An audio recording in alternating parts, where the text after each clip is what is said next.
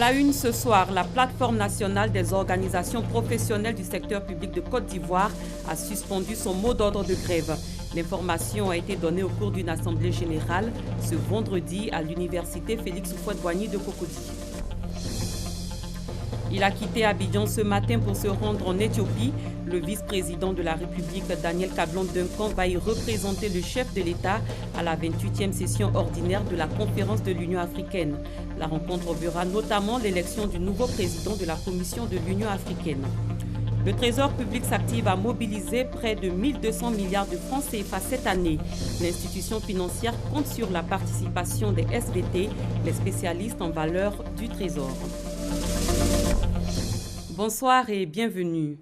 La plateforme nationale des organisations professionnelles du secteur public de Côte d'Ivoire a suspendu son mot d'ordre de grève. L'annonce a été faite au cours d'une assemblée générale ce vendredi à l'université Félix Houphouët-Boigny de Cocody. Les fonctionnaires sont invités à renouer avec le travail dès lundi. Je vous propose d'écouter la déclaration des organisations syndicales. La plateforme nationale réunie en assemblée générale suspend pour un mois son mot d'ordre de grève afin de donner une chance aux discussions à venir. Invite par conséquent les fonctionnaires et agents de l'État de Côte d'Ivoire à reprendre le travail dès lundi 30 janvier 2017 à 7 h. Toutefois, la plateforme nationale invite instamment le gouvernement à faire des propositions de paiement de ce stock fait à Abidjan le 27 janvier 2017, l'Assemblée générale. Le FPI se prononce sur la situation sociopolitique du pays. Dans la recherche de solutions aux différents remous sociaux, le Front populaire ivoirien sollicite l'implication des rois et chefs traditionnels. Le président de ce parti, Pascal Affi-N'Guessan, également président de l'Alliance démocratique de Côte d'Ivoire à la tête d'une délégation, est allé à la rencontre des membres de la Chambre des rois et chefs traditionnels de Côte d'Ivoire. On l'écoute. Vous savez tous les événements auxquels le pays est confronté. Nous, en tant que parti politique, nous avons pris des positions.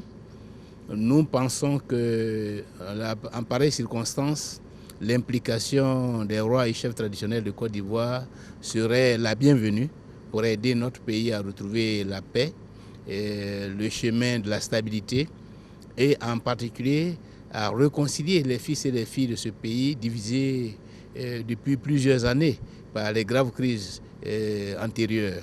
Et donc nous sommes venus échanger avec Sa Majesté et une délégation de la Chambre pour leur faire partager nos analyses et pour solliciter leur implication afin que nous puissions trouver des solutions consensuelles et faire en sorte que la Côte d'Ivoire retrouve la paix et la stabilité. La plateforme de la société civile a également réagi à la situation sociale du pays. Elle était à la tribune du GEPSI, le groupement des éditeurs de presse de Côte d'Ivoire. On fait le point avec Malika Koulibaly. Le problème de la bonne gouvernance. 3 heures, c'est le temps des échanges ont tapé Mambo Lucien, les journalistes et la société civile. À cette énième tribune du GEPSI, groupement des éditeurs de presse de Côte d'Ivoire, tous les sujets d'actualité ont été passés en revue. Les patrons des éditeurs de presse ont permis au président de la plateforme de la société civile de se prononcer sur la grève des fonctionnaires et les derniers remous au sein de l'armée ivoirienne. Par rapport donc à la situation du moment, il était bon quand même qu'on puisse aussi donner la parole aux personnalités de la société civile. Et donc nous avons souhaité rencontrer, échanger avec M. Tapé Mambo pour aborder un certain nombre de questions qui lui plairait en tout cas de développer et de faire la lumière sur un certain nombre de choses. Par rapport à la crise actuelle, c'est qu'il y a eu des avancées entre le gouvernement et les syndicats. Nous pensons que ce sont des jeunes frères, des syndicats qui font partie de la société civile. Nous allons les voir pour voir ensemble comment trouver un terrain d'entente. L'organisation de la société civile face au défi de l'émergence de la Côte d'Ivoire. C'est le thème de cette tribune du groupement des éditeurs de presse de Côte d'Ivoire. Et justement sur le thème de l'émergence, le conférencier a donné son appréciation. Ce que je voulais dire qui est très important, c'est que l'émergence est possible. Mais il y a des pays comme le Brésil, comme l'Inde, comme l'Afrique du Sud, qui sont des pays émergents, mais qui ont rempli un certain nombre de cases. Et nous pensons que si ces cases-là sont remplies, la Côte d'Ivoire peut être émergente. Mais avant d'en arriver là, il faut faire les statistiques pour savoir à quel niveau nous sommes. La tribune du GEFSI est un espace d'échange et d'information qui permet aux hommes et aux femmes reconnus pour leur qualité professionnelle et morale de s'exprimer sur des sujets de grande importance pour l'émancipation des populations. Comme annoncé dans les titres, le vice-président de la République a quitté ce matin Abidjan. Il s'est rendu en Éthiopie où il va représenter le chef de l'État à la 28e session ordinaire de la conférence de l'Union africaine. Une rencontre qui sera marquée par notamment l'élection du président de la Commission de l'Union africaine. Daniel Cablon-Duncan aura également des entretiens avec les dirigeants des pays amis et des responsables d'institutions internationales panafricaines. Mais avant de quitter le pays, le vice-président Daniel Cablon-Duncan a échangé avec une délégation de CFAO Côte d'Ivoire. Au centre des discussions, la volonté du groupe français de renforcer son partenariat avec la Côte d'Ivoire et d'investir dans divers nombres de nouveaux secteurs d'activité. Près de 1200 milliards de francs CFA, c'est la somme recherchée par le Trésor public cette année. L'institution financière compte sur la participation des SVT, les spécialistes en valeur du Trésor. Les SVT conseillent et assistent les États sur leur politique d'émission et de gestion de la dette et plus généralement sur toute question liée au développement du marché des titres publics. Les meilleurs SVT ont été distingués, nous dit Francis Boifo. En 2016, les conseils et les mécanismes mis en place par les spécialistes en valeur du Trésor SVT, ces représentants de banques, des sociétés de gestion et d'intermédiation SGI ont permis de lever 982 milliards de francs CFA sur les 1493 milliards mobilisés par le Trésor public, soit un taux de 65,8%. D'importants défis à relever cette année sur les marchés financiers. Le Trésor public recherche près de 1200 milliards de francs CFA pour financer les projets de l'État. La participation des SVT est très attendue. Les SVT interviennent surtout comme des conseillers financiers pour l'État. Donc des conseillers financiers pour le Trésor public. On attend plus d'imagination, plus d'innovation, d'instruments financiers à proposer en termes de schémas ou de plans à proposer, en termes de structuration à proposer. Nous sommes prêts à accompagner en tant que SGI, en tant que SVT, l'État de Côte d'Ivoire à les relever, à trouver des solutions innovantes pour permettre de trouver de différents investisseurs. Le bilan des spécialistes en valeur du Trésor SVT dans l'ensemble est positif. Le directeur général du Trésor public relève cependant que certains n'ont pas honoré leurs engagements vis-à-vis de l'État. Assaouré Konan-Jacques appelle à plus de responsabilités cette année. En politique, on s'intéresse à un rendez-vous organisé par une fondation allemande pour développer une question d'actualité. Jeudi libéral, c'est ainsi qu'il se dénomme. Cette année, il s'articule autour du thème « Perspectives pour le renforcement de la démocratie et des institutions », un sujet expliqué par des professeurs d'université. L'objectif est de promouvoir la démocratie et les institutions. Sidonie Davila. Quelle perspective pour renforcer la démocratie participative et les institutions représentatives? Un thème pour deux approches. La première, soutenue par Julien Kwao, juriste et analyste politique, se base sur la recomposition du champ politique ivoirien. La dernière élection législative a montré deux choses. La volonté des Ivoiriens de rester dans la continuité en donnant la majorité au RHDP, mais aussi la volonté de faire des retouches politiques en élisant massivement des indépendants. Dans tous les cas de figure, le plus important, c'est le comportement des uns et des autres à l'hémicycle. Est-ce que le Parlement va jouer son rôle de contre-pouvoir? Je pense que c'est à souhaiter pour l'émergence démocratique en Côte d'Ivoire. Et pour que le peuple soit amené à participer à la vie politique, 2 possibilités s'offrent à lui, selon le professeur Martin Bléou, qui développe la deuxième approche. La Constitution prévoit la possibilité pour le peuple d'exprimer sa souveraineté de 2 manières différentes.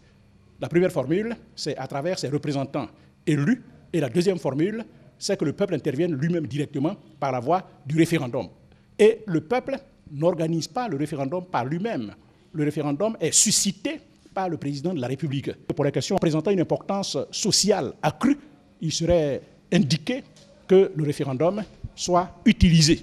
Par ailleurs, selon son analyse, la voie la plus indiquée pour rendre les institutions plus solides et permettre aux citoyens d'y adhérer est celle du référendum, un moyen pour le citoyen de prendre part à la vie politique. Toujours en politique, le Rassemblement des Républicains RDR traduit sa reconnaissance aux nombreux militants qui ont contribué au sein du parti à la marche vers le pouvoir d'État. 44 militants du département de Kong ont été élevés dans l'ordre des Républicains. 15 d'entre eux l'ont été à titre posthume. Les distinctions ont été remises par la grande chancelière de l'ordre des Républicains, Sarah Sako Fadiga. Kader Sogodougou. Cheikh Gaussou Ouattara, au nom du président du parti et en vertu des pouvoirs qui nous sont conférés, nous vous décorons au grade de commandeur à titre posthume dans l'ordre républicain. Ils sont au total 44 militants, dont un commandeur, 3 officiers et 40 chevaliers, qui jouissent désormais de la reconnaissance du Rassemblement des Républicains RDR. Selon ses responsables, dans sa marche difficile et pénible vers le pouvoir d'État, ces militants issus de Kong, ville symbole et chargée d'histoire, localité d'origine du président de la République Alassane Ouattara, ont su faire montre de leur flamme militante. Et d'ailleurs, à cette cérémonie, tous avaient une pensée pour tous les disparus, dont le cheikh Gaussou Ouattara, ex-vice-président de l'Assemblée nationale et frère aîné du président de la République. La marche fut difficile. Nous sommes les plus heureux lorsqu'il y a une délégation qui vient pour honorer nos aînés. 23 ans de lutte au quotidien couronné. J'ai donné la vie à cette partie depuis la création avec Guénou Kobena, avec Dr Moussa Ouattara. J'ai donné tout ce qu'il faut donner. Les fruits que nous récoltons aujourd'hui sont vraiment les actes qu'ils ont posés d'antan.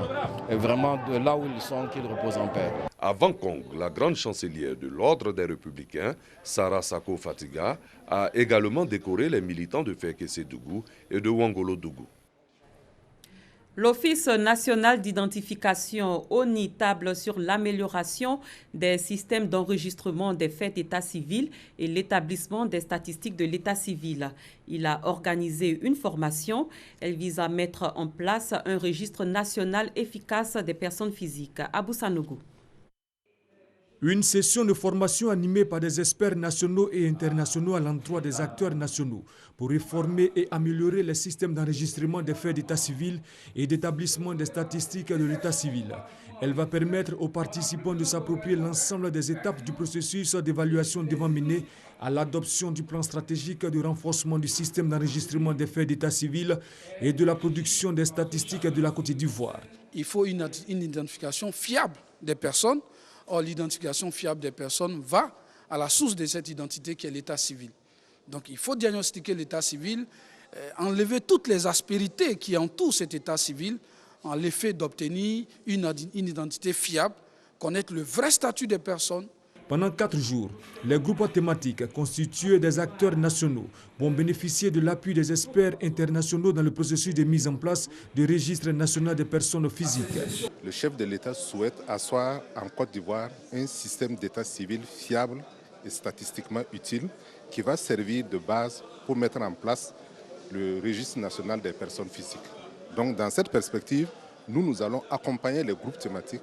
Le registre national des personnes physiques est une initiative qui ne se trouve pas en Afrique. Je crois que la Côte d'Ivoire est un des pays rares qui ont procédé et commencé à faire cette initiative. Elle est très bonne, surtout avec le développement et la promotion de l'état civil. Je vois que la Côte d'Ivoire doit persévérer sur cette démarche et doit aller de l'avant. L'évaluation du système d'enregistrement des faits d'état civil et de la production des statistiques de l'état civil de Côte d'Ivoire s'inscrit dans l'agenda politique régional élaboré par les ministères africains en charge de l'enregistrement des faits d'état civil.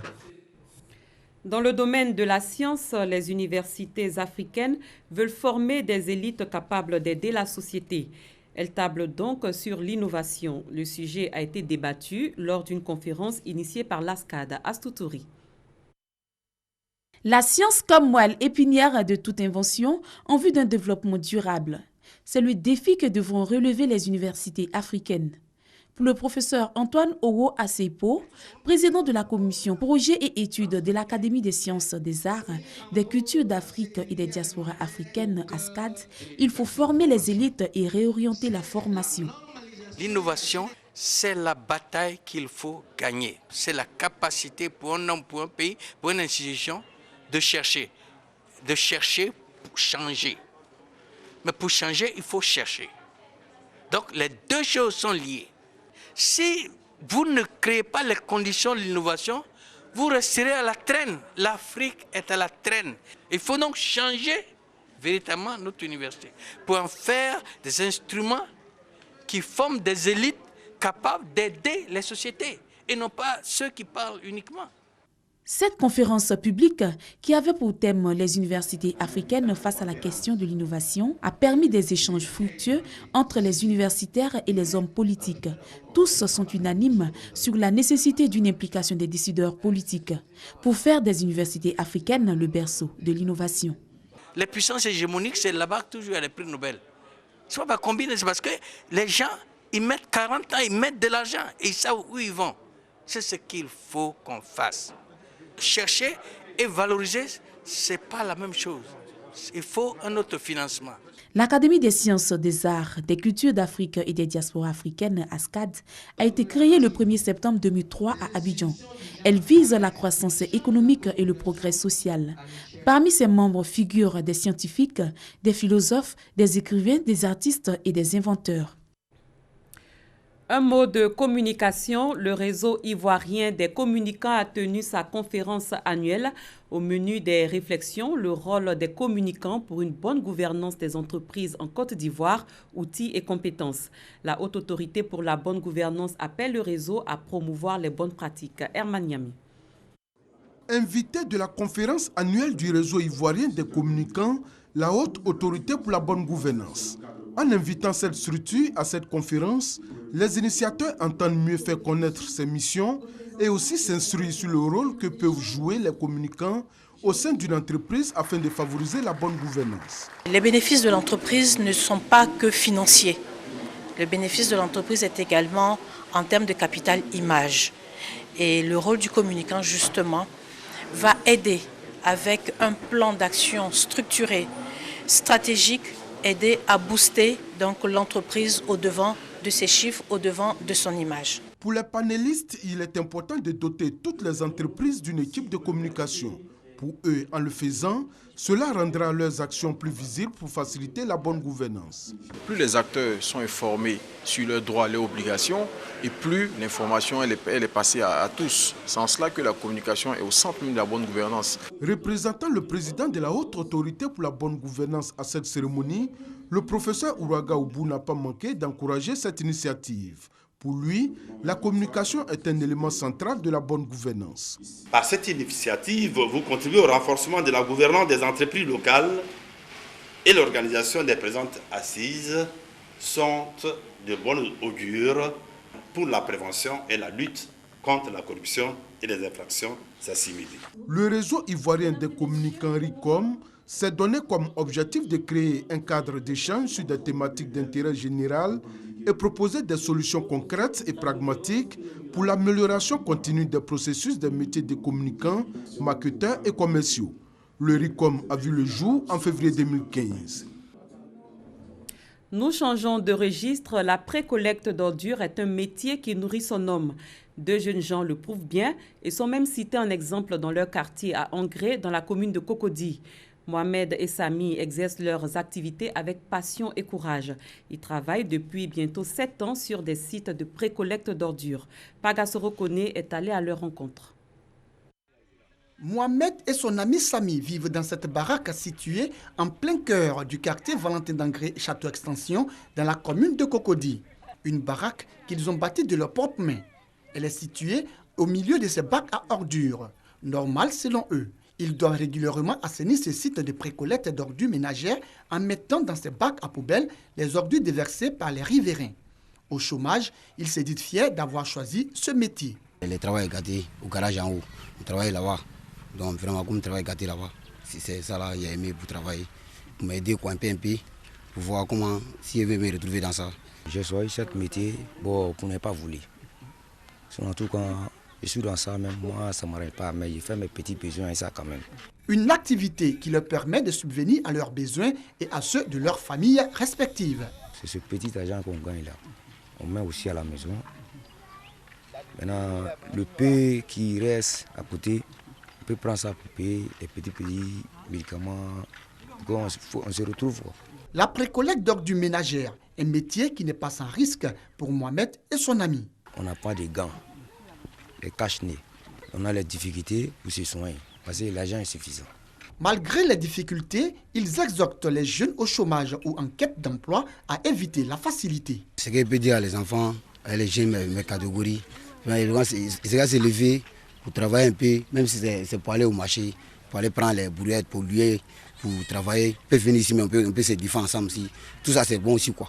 Quand tu hésites à t'asseoir à la maison pour aller braquer, vous voulez, quelle que soit la difficulté, comment, tu te lèves pour te donner aussi là. Dieu même va récompenser. Même si tu gagnes 500, 100 francs, rentrer par jour, c'est mieux.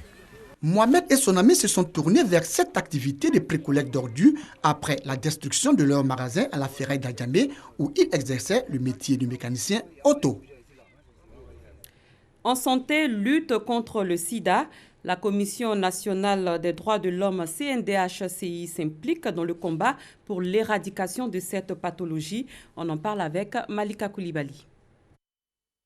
Ce geste paraît donner un coup d'accélérateur à la lutte contre le sida en Côte d'Ivoire. À travers ce partenariat scellé avec la Commission nationale des droits de l'homme, Alliance Côte d'Ivoire veut accroître son impact sur le terrain. Un impact qui devrait permettre une Côte d'Ivoire sans sida où les droits de l'homme et l'égalité des sexes sont respectés. Il y a de nouvelles problématiques comme celle des hommes ayant des relations sexuelles avec des hommes.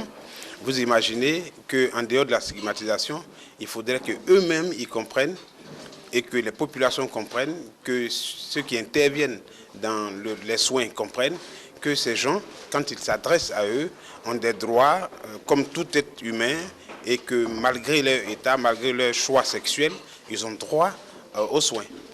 Alerter la Commission nationale des droits de l'homme de Côte d'Ivoire sur les violations des populations cibles, appuyer les actions initiées par la Commission en faveur de la santé des populations, renforcer les capacités de la CNDH-CI sur le VIH-Sida sont entre autres responsabilités de l'organisation non gouvernementale.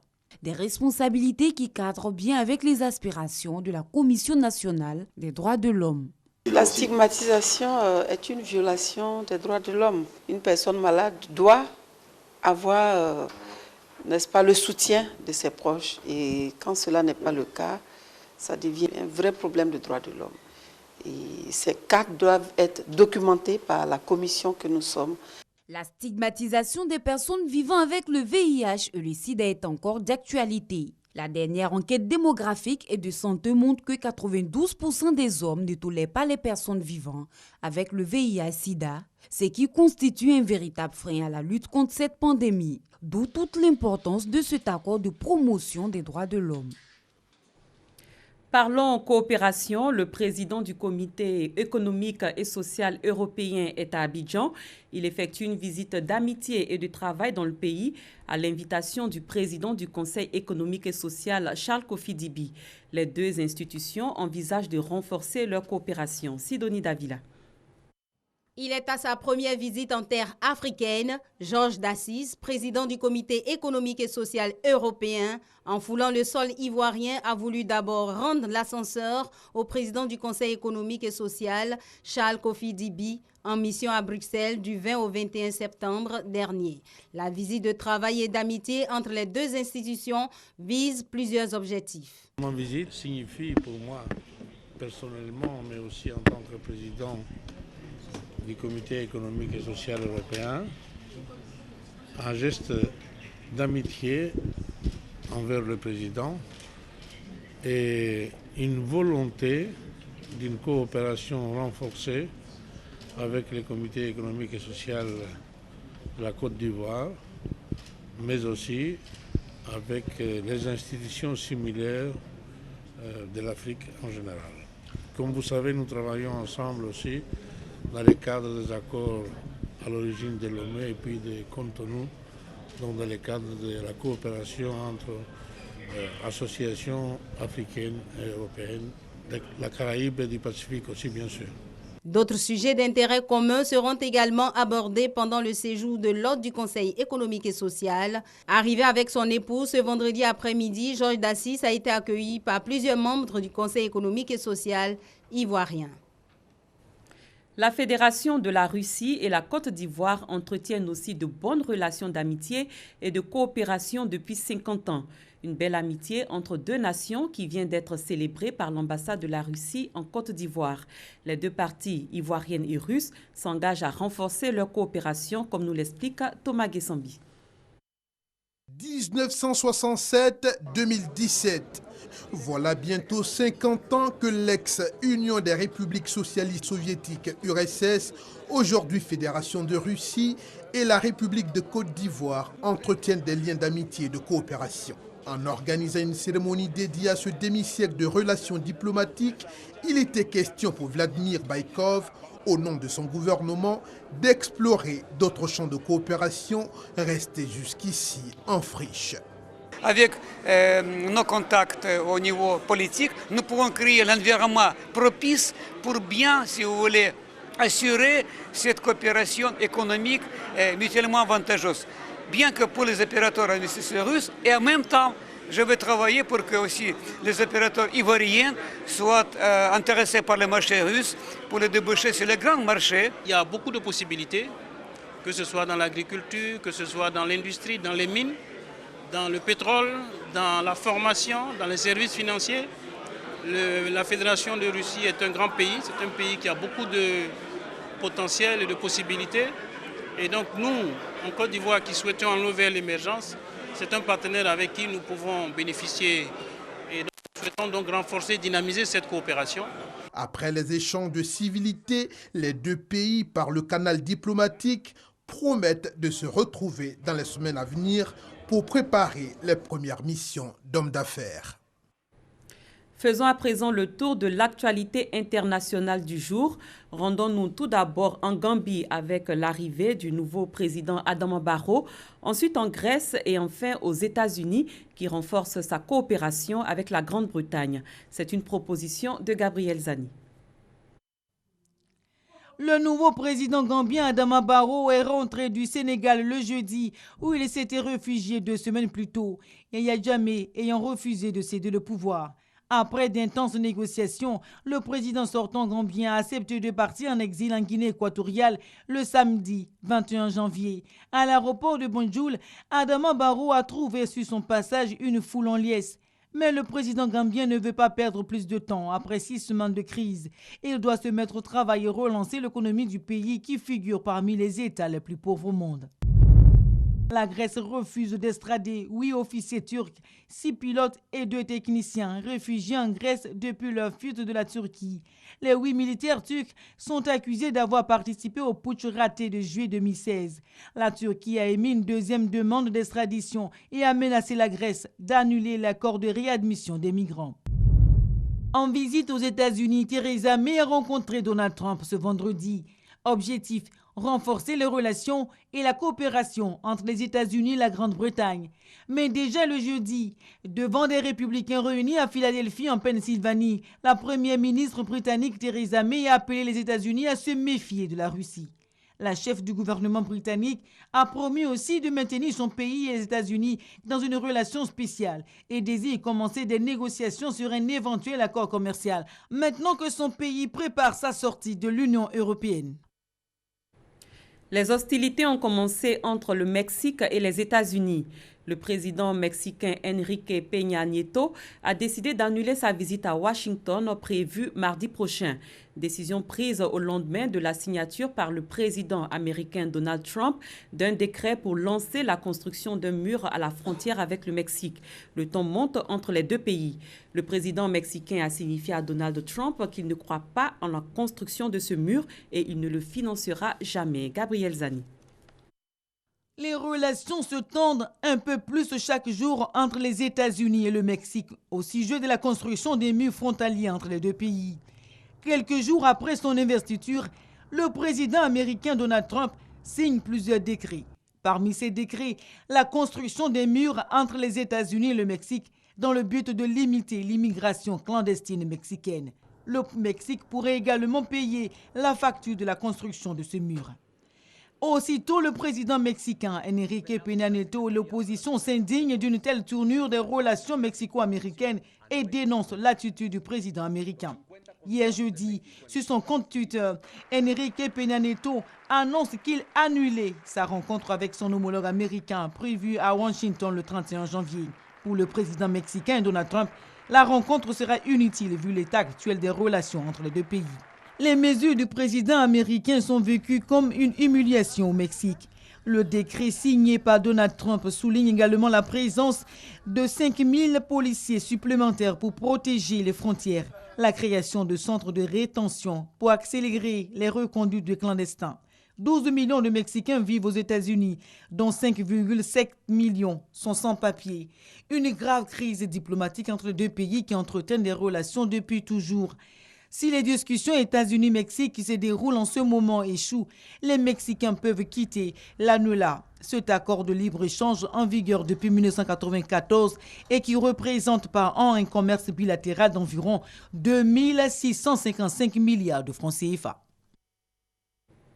En sport football, cette information en bref, les quarts de finale de la 31e édition de la Coupe d'Afrique des Nations de football qui se tient au Gabon débuteront demain avec les matchs du Burkina Faso contre la Tunisie et du Sénégal contre le Cameroun.